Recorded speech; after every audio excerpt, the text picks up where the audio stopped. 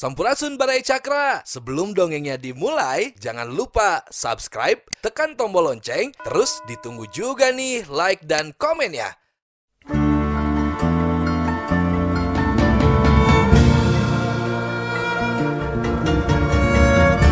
Baraya Cakra, parantos waktosna 80,5 FM Radio Cakra, midangkeun dongeng Sunda Dora-Dori. Simkuring sapara kanca ngahaturkeun wilujeng ngadangukeun.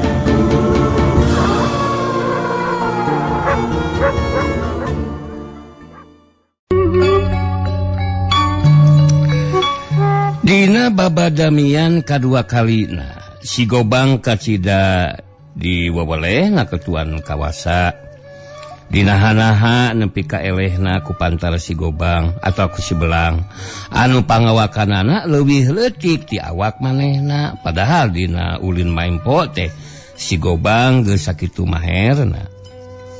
Moal pati-pati dijieun kapercayaan lamun pangabisana teu hebat mah.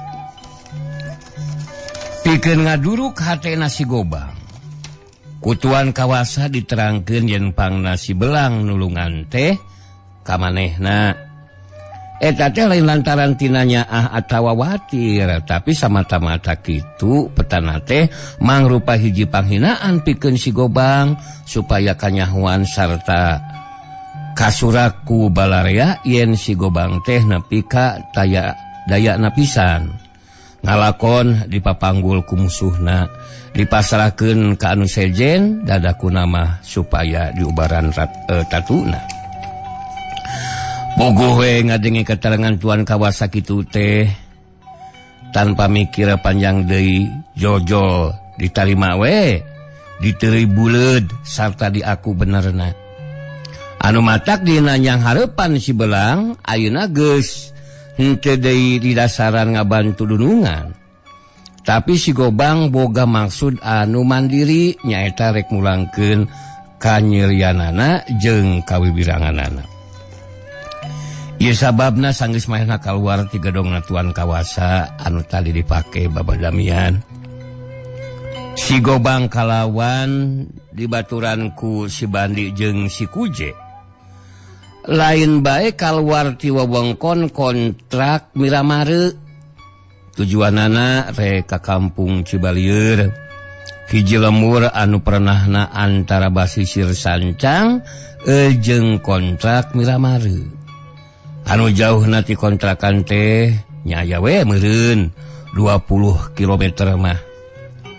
Maksudna rek ngajugjug guruna oge rek nyaluuh minta tulung pikeun nyampurnakeun si Belang salah sahiji musuhna anu hese diragrageunana. Mun si Gobang ke rumahku rek nyaluuh kanu jadi guruna. Gumilar mah harita teh keur aya di saungna Mang Ian di Gunung Haru. Sila mendeko yang hareupan goreng bala-bala jeung pilus make samara samalaguang di Cikuran tuluy di banyur cai panas lep we pilus teh dikana coetkeun sinang ojai. Gumilar jeung Mang Iyang bangun anu ponyona keur ngadahar pilus di banyur nepi ka seunghah bakat tingkulada. Tapi tetela ti dieu ieu ka mana ieu gajeuna ke sakedap. Ke sakedap bareanya. Jojo iya ieu.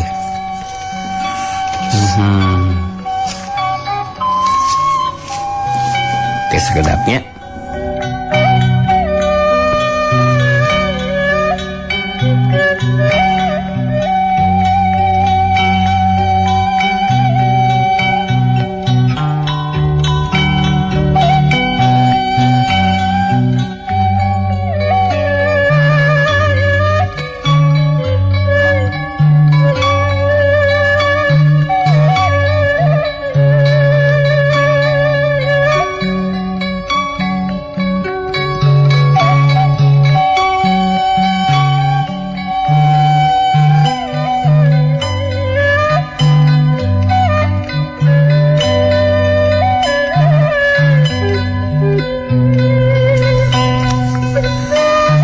Mun si Gobang ke rumah kurek nyaluuh kanu jadi guru na gumilar mah halita teh keur aya di imahna Aki Sidik.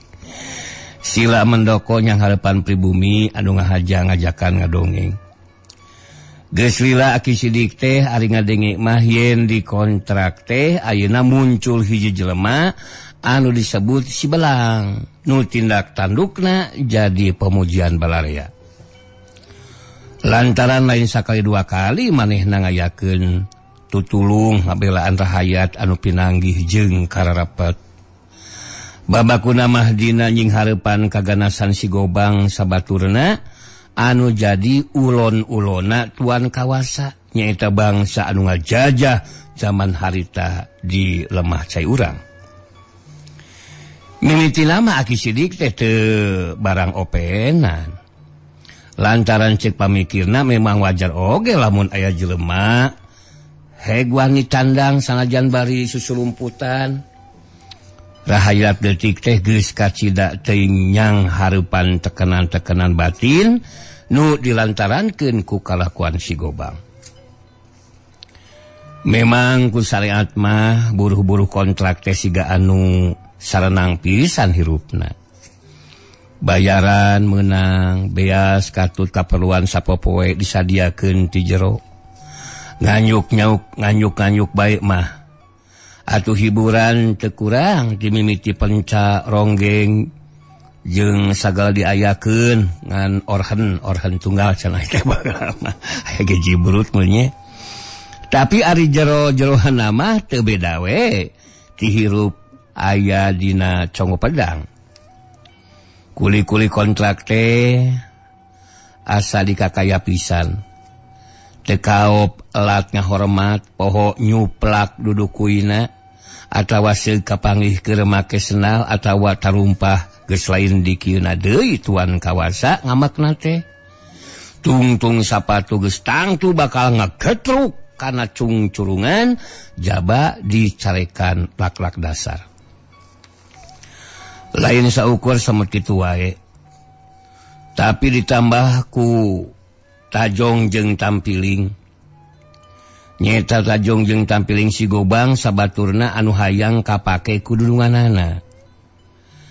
Para kaya kieu masih kene bisa ditahan sanajan bari mereketkeun maneh. Tapi aya hiji hal anu kacida matak kukurayeun kana bulu punduk. Mata gegebegan saeneng-eneng nyaeta lamun nu jadi pamajikan atawa nu jadi anak awewe boh randa boh parawan dipikahayang kuno kawasa didinya geus matak susah matak cilaka mun teu disanggakeun be kacida pisan nya Baraya Cakra kitu geuning zaman baheula mah baheula kitu nya. Ayeuna sanggeus Aki Sidik kadenge deui beja yen si Belang teh dibaturan ku hiji monyet anu kacida iceusna. Hatena jadi katarik oge. Komo sanggeus kanyahuan mah si horeng deukeut-deukeut. Anak taleus jelema anu diomongkeun teh jadi sabibir hiji tayalian ti wijana pisan. Sasat incu kukut jeung muridna pisan. Ieu sababna anu matak ayeuna gumilar ku manehna dibawa ngadongeng. Pangpangna mah hayang neuleuman nepi ka tingkat mana pangarti sarta pangabisana gumilar teh. Lantaran cek pamikirna perkara nu ayeuna keur dising hareupan teh lain pagawean bantrak-bantrakeun. Sasat ngalawan hiji kakawasaan anu taya wates wangeuna. Ulah-ulah pantara hayat biasa. Sanajan pamarentah oge geus teu bisa ngaharu biru kana kakawasaan jeung tindakanana kawasa kontrak. Anu teu beda we ti hiji raja anu sawenang-wenang. Jana Wijana Aki kacida ngarasa bungan aku ayeuna tindakan hidup anu sakieu mulia aja. Memang dina perkara bumela karahayat leutik ngalawan hiji kakawasan anu kacidal zolimna lain saukur matak dimulkeun bahan pamujan batur jeung balarea wae. Tapi ieu teh geus pasti hiji pagawean anu dipikaredo ku pangeran. Lantaran hidup teh sasat boga maksud rek nanyeurkeun keadilan jeung bebeneran ngabasmi hiji kaum anu sawenang-wenang. Aki sidik bari telesotna teu beungeut ku milar anu mendeko hareupeunana. Tapi ujang aki sidik nulikeun caritanana. Disagigireun aki ngarasa bunga teh. Oge aki ngarasa hariwang anu lain lumayan jana. Lantaran dihenteu-henteu oge hidup teh ngalawan hiji kakawasan anu teu bisa dianggap enteng.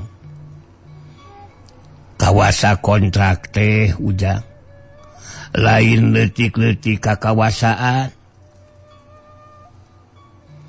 Lamun manehna minta bantuan ka nagara pikeun numpes tindakan-tindakan nu dilakukeun ku ujang, pasti ka dieu teh bakal datang kompeni sababaraha tambur anu rangeteng ku pakarang.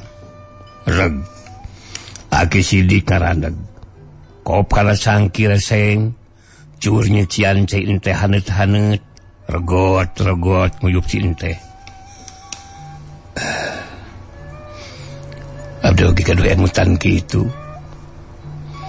Namun nyaeta ki ari ninggal teuing mah kana sanes karaka jahatan anu salawasan apal di dalam bibir panon.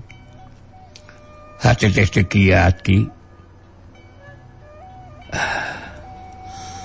Upami diemut kana cariosan aki mah kumaha tingkat imane hiji jalma mun seug heg ngantep mangrupi-rupi kajahatan nu dilakukeun ku jalmi-jalmi anu taya ras-rasan kamanusiaan walon gumilar tandas pisan. Oh, memang kitu kuduna ya.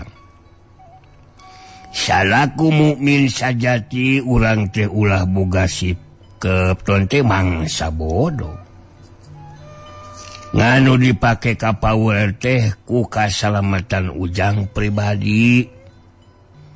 Hariwang dina ngayonanana.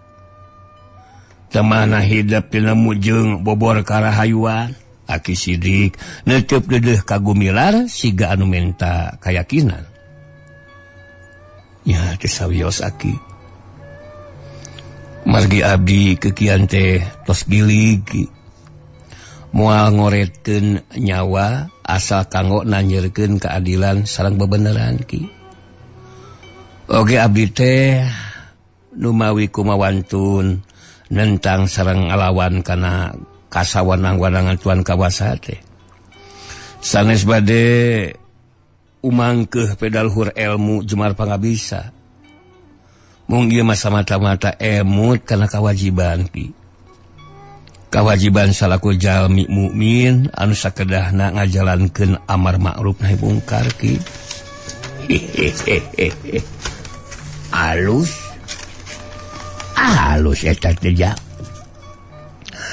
Tapi parandene kitu pikeun meruhkeun mah urang teh kudu boga tutungkusan jaru. Komode ieu mah kapan maksudna oge pikeun nanjeurkeun keadilan jeung bebeneran. Sedeng ari keadilan teh gampang diomongkeun hese dipokpek prakeunana jang. Adil ceuk nu kawasa jeung anu meunang. Tapi teu adil ceuk nu dikawasa jeung anu eleh.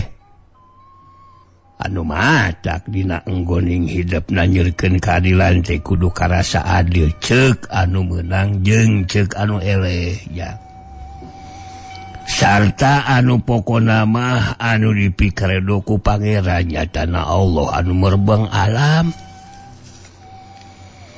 kitu deui dina bebeneran Janu Jana damahan cek manusia mah palsu lantaran disebut bener ku urang tacantang tu diheukeun kanu sejen atawa ku bajur nya kitu deui sabalikna Jalu kulantaran kitu nanjerkeun bebeneran teh anu dipikaridok ku pangeran. Damun kitu sipating manusia moal aya anu ngabantah. Rag deui aki sidik eureun nyaritana panonna neuteub ka Gumilar. Saterusna Ujang. Oge dina lahirna kudu boga pangabisa pikeun ngabela diri. Oh, dasahanjeunna we yang hareupan kajoliman mah teu bisa kutinakan lemah lembut. Sakapeung mah pan kudu narohkeun nyawa. Komo nu dising hareupan ku Ujang. Apan teh saeueuh ti kusung esangna tuan kawasa teh. Anu moal narima kitu wae. Aki sidik satengah ngatean bari ngolongan pangabisana Gumilar. Kartos pisan sadaya kasuran ti Aki ki. Oge dina leresan eta mah sakedik-kedikeun nya tiasa oge ki. Mung sakadana we ki. Ulah tamat teuing taya pangabisa kanggo ngabela diri. Gumilar ngajawab lirih bari tungkul teu sanggup padu teuteub. Oh, percaya. Aki sidik nyerengeh bari ungut-ungutan. Moal pati-pati wani mun teu boga pangabisa. Saha wae guru hidup teh. Oh, sugan we aki wawuh. Wawuh ki. Piraku aki sidik anu sailana katembongna teh melekun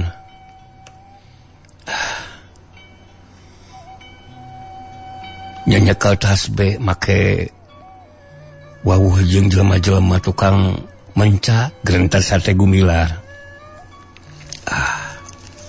Tigaduh guru ki abdi mah kongsi sote guguru diajar kamaheran basaku Mang Imang we.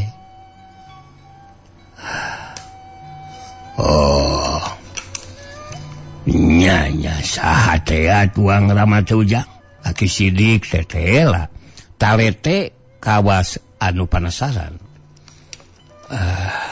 Tigaduh guru abdi maki. Nyamung kitu we. Diajar ku sepuh ki pun bapak sareng pun aki. Nyanya saha teh tuang Rama Ujang. Aki sidik talete kawas anu panasaran. Abah parta aki ari tuang eyang. Oh, aki engkong. Oh, teu kenal geuning Ujang. Aki sidik ngahulang. Aya deui aki ramanapun bapa nyaeta aki empi jenengan teh. Aki empi. Aki sidik manikerung kawas aya nu keur diinget-inget sumuhun aki empi. Atan hapi katel nama aki salhapi. Ayeuna linggihna teh di Cipacing ki. Oh, lain salhapi nu baheula anu ngumbara di Garut kitu Jang. Aki sidik bagi kerung. Sanes ki, sanes di Garut. Saur aki empi mah di Cicapar ki. Gumilar ngajelaskeun. Iya di Garut. Alah Cicapar teh dileles gitu. Garut ken ya Ujang. Aki sidik ngadadak marah mae. Cik. Nempo sageprakan mah warahan salhapi teh. Rek nyilikan aki jurus-jurus lah. Oh, sugan we bener salhapi batur saguru aki baheula.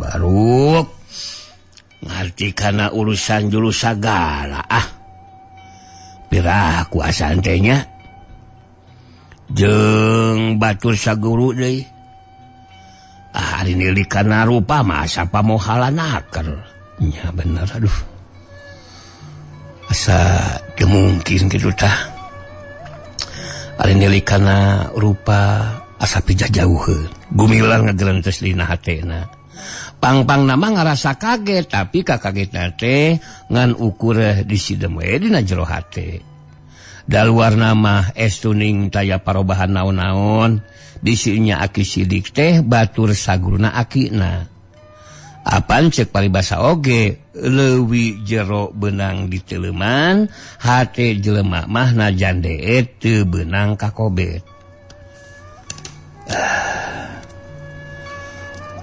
ulang di dapur we gerak yang supaya lalaga di dapur mah Aki Sidik kajakan pindah Gumilar teu kaleket cung maehna nangtung nuturkeun Aki Sidik ka tukang sadatangna deur we Gumilar nemungkeun pangabisana sagaparakan oge ku Aki Sidik geus kajude yen bener anu ngajar main po ieu budak teh salhapi babaturan saguru manehna baheula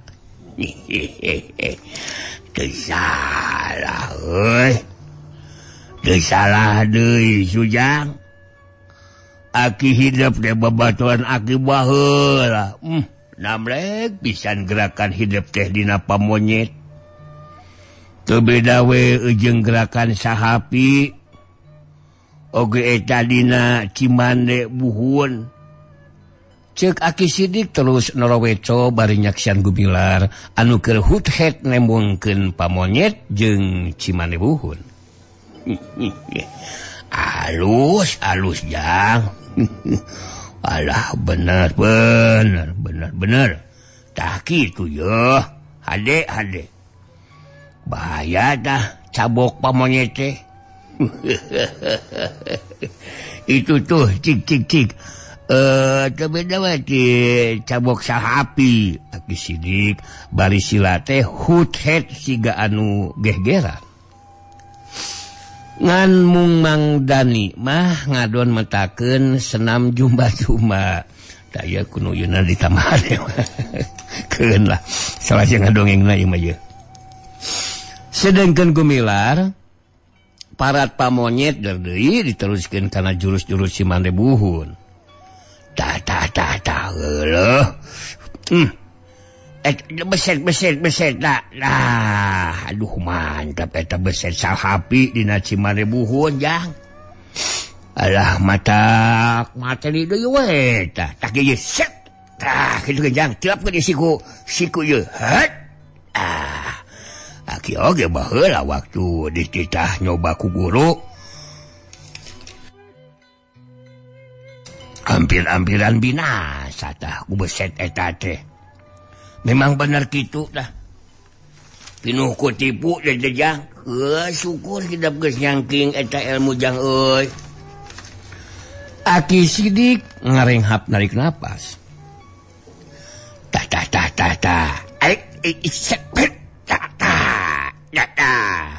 eta kelek muka teuing Jang sakit we hop tah kieu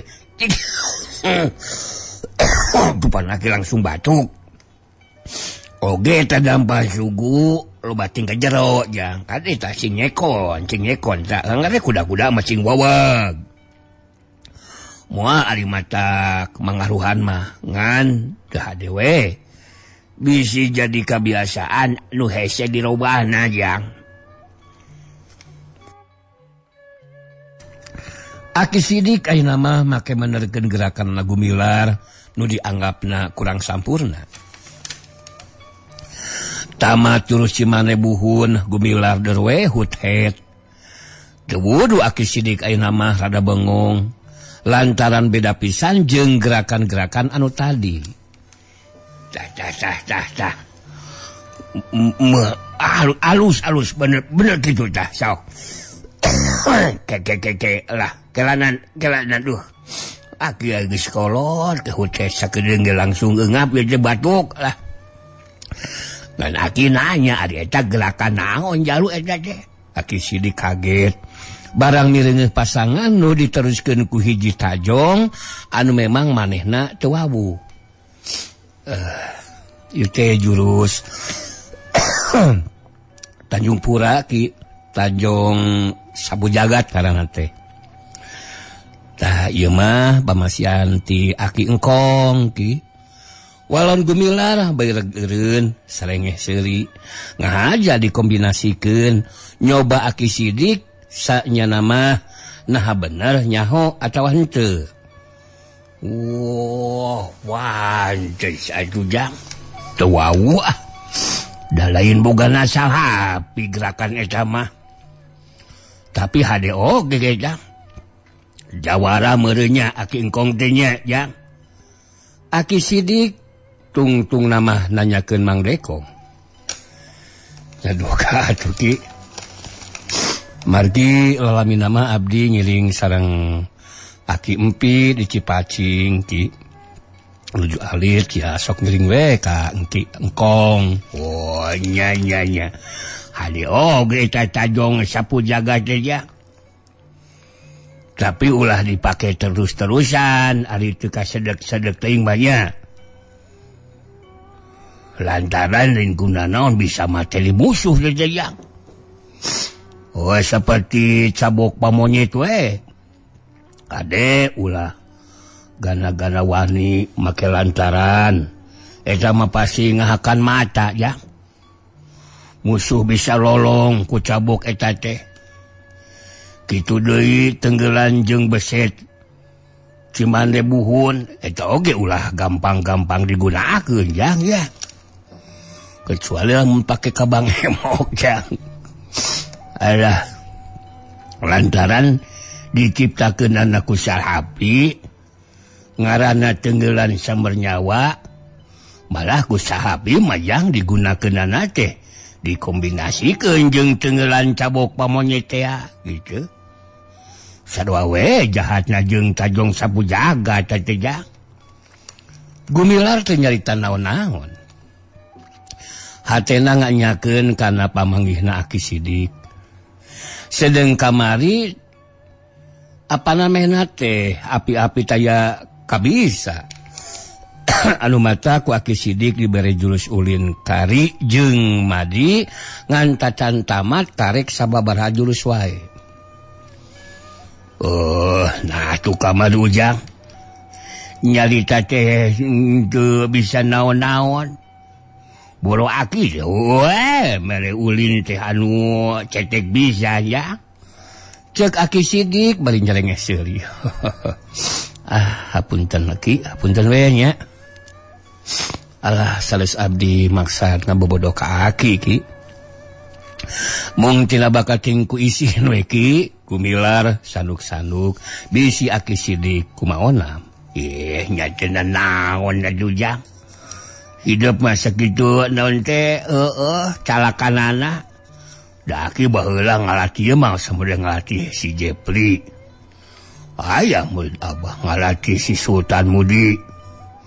Ngalatih si Bah Ewon, Herman Rey. Da baralan.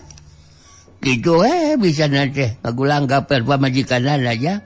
Ari hidup mah meni dina gerakan lagi meni wawa gitu. Alah, halus. Alah. Tuh, yang ngamali teh teu bisa naon-naon geuning buktina mah. Sakitu hade na gerakan. Nya hapunten we ki. Bisi Aki ya kumaonam ye tina naon. Malah ayeuna mah Aki teh geus percaya ya. Urang tulikeun deui ulin Madi jeung Kari teh jang.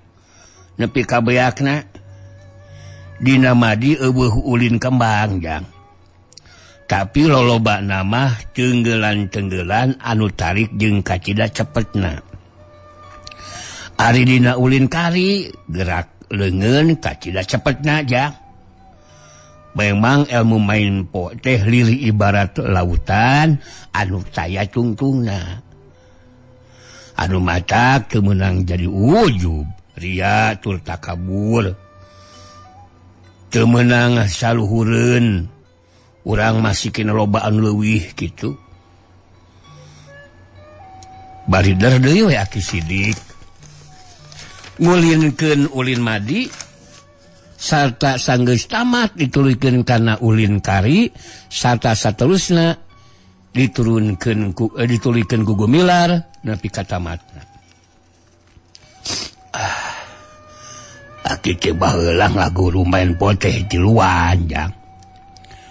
Nyaeta Salhapi ahlina dina pamonyet teh jang. Aya deui Ki Darga eta mah dina Cimande gitu tah. Cimande buhun saperti nu ditemungkeun ku hidup tadi. Aya cirina teh jang. Cirina kumaha kitu Ki? Oh nyaeta turih wajib jeung angka 8. Ari pangabisa Aki mah nu bieu we.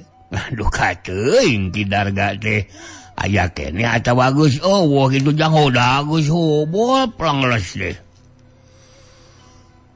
Tapi ulin Cimande anu tadi ku hidup di gerakeun kawasna wadaran Ki Darga eta teh nya. Panginten Ki da Abah Parta teh saurna kengeng tibah Darga. Ceuk Gumilar bari iuk digireun Aki Sidik. Tuh. Danya juara gitu mah jang. Oh nyaregreg we ayeuna mah Aki teh. Man peupeujeuh ka hidup omat jalu. Aki mepelingan. Dina anggoning hidup ngabasmi kajahatan teh omat ulah nepi ka bisa katumpakan ku nafsu jangnya. Sing inget kana tujuan mimiti nyaeta ngabela kaum leutik tina panganiaya jalma-jalma zalim ya. Teu ngandung harti urang kudu sawenang-wenang ngocorkeun getih nyebarkeun pati manusia. Anu ahina sorangan bakal dideuha lantaran ngalapatina manusia teh henteu gagabah teh jang. Eta mah aya dina wewenangna pangeran. Paribasa huripatina manusia eta teh kagungan Gusti Allah zat anu makawasa aja. Jadi ceuk sakumaha maksud tadi hidup teh reka basmi kajahatan lain reka basmi jelemana.